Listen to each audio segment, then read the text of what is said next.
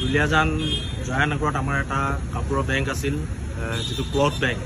এই ক্লথ বেংকটোত বিভিন্ন লোকে আচলতে কাপোৰ দিয়ে আৰু সেই কাপোৰসমূহ আমি দেওবাৰে বা প্ৰতিটো সপ্তাহতে কোনোবা এটা দিনত যিসকল প্ৰয়োজনীয় দুখীয়া লোক আছে সেইসকলক আমি বিতৰণ কৰি আহিছিলোঁ। আৰু এতিয়ালৈকে স্থাপন কৰা দিনৰ পৰা প্ৰায় 1000ৰো অধিক লোকক আমি এই কাপোৰৰ বেংকৰ জৰিয়তে তেখেতসকলক কাপোৰ প্ৰদান কৰিবৰ কাৰণে সক্ষম হৈছোঁ। বহু শিশু, বৃদ্ধ, মহিলা, পুৰুষ সকলোকে আমি এই কাপোৰৰ বেংকটোৰ জৰিয়তে কাপোৰ প্ৰদান কৰি আহিছিলোঁ। আৰু এতিয়াও আপোনালোকে দেখিব ইয়াত বহুত কাপোৰ জমা হৈ আছে। মাজতে এটা মোৰ ঘটনাৰ কাৰণে আপোনালোক সকলোৱে জানে যে মই কাৰাগাৰত থাকিবলগীয়া হৈছিল। কাৰাগাৰৰ পৰা আহি আজি সকাহ পোৱাৰ পাছত কাপোৰৰ বেংকটোলৈ আহিছোঁ আৰু এই 2 এদিনতে আমি পুনৰ সেই কাপোৰসমূহ জমা হোৱা যিসমূহ কাপোৰ আছে সেইসমূহ বিতৰণ কৰিবলৈ চেষ্টা কৰিম।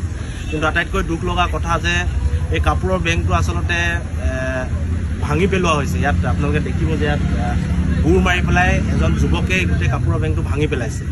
যুৱকজন আমাৰ চিনাকি, আমি গম পাইছোঁ কোনে এই কাপোৰৰ বেংকটো ভাঙিছে, কাৰণ সন্মুখৰ এখন দোকানৰ CCTVত ইতিমধ্যে আমি গোটেই দৃশ্যটো প্ৰত্যক্ষ কৰিছোঁ। মদৰ নিচাত আমাৰ চিনাকি এজন ভায়ে গোটেই কাপোৰৰ বেংকটো ৰাতি আহি তেখেতে ভাঙিছে। আমি অনুৰোধ জনাইছোঁ ক্ষমা খুজিব লাগে, কাৰণ এইটো ৰাইজৰ কাৰণে, ৰাইজক সকাহ প্ৰদান কৰা এটা বেংক আছে। আমাৰ কাৰোবাৰ লগত যদি শত্ৰু আছে তেনেহ'লে আমাৰ লগত সেই শত্ৰুতা প্ৰদান কৰিব লাগে। কাপোৰৰ বেংকটোৱে তেখেতক কোনো ক্ষতি কৰা নাছিল।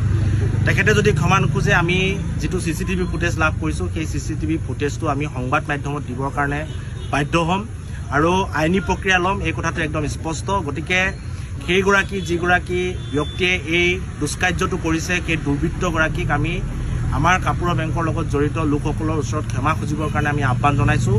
নহ'লে আমি CCTV যিটো ফুটেজ লাভ কৰিছোঁ ভাঙি থকা অৱস্থাত মাতাল হৈ পেলাই, মদৰ মাতাল হৈ পেলাই এজন চিনাকি ল'ৰাই গোটেই কামটো কৰিছে। গতিকে আমি CCTV ফুটেজটো আপলোড কৰিবৰ কাৰণে বাধ্য হ'ম আৰু আমি আইনী প্ৰক্ৰিয়াৰে এই গোটেই ব্যৱস্থাটো ল'ম। গতিকে তেখেতক চিনাকি ভাই বুলি আমি এটা সুযোগ দিছোঁ, তেখেতে ক্ষমা খোজক, অন্যথা আইনী প্ৰক্ৰিয়া আৰু সামাজিক মাধ্যমত মই মোৰ সামাজিক মাধ্যমৰ জৰিয়তে যিটো CCTV ফুটেজ ভাঙি থকাৰ স্পষ্ট অৱস্থাত আছে সেই ফুটেজটো মই দিবৰ কাৰণে বাধ্য হ'ম।